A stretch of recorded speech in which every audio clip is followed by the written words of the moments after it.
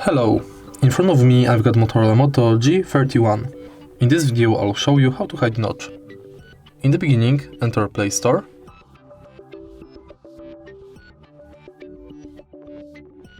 and search for Natcho Notch app.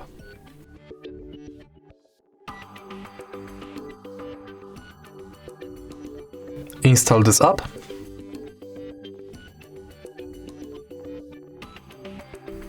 and open it. Now agree to terms,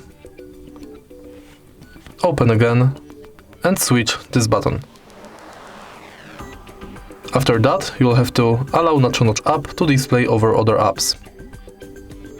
So let's do it. Now you can go back to the app and simply tap on this button .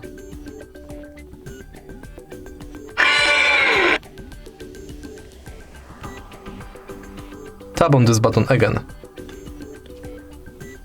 As you can see, my notch is hidden. If you find this video helpful, please leave like, comment and subscribe.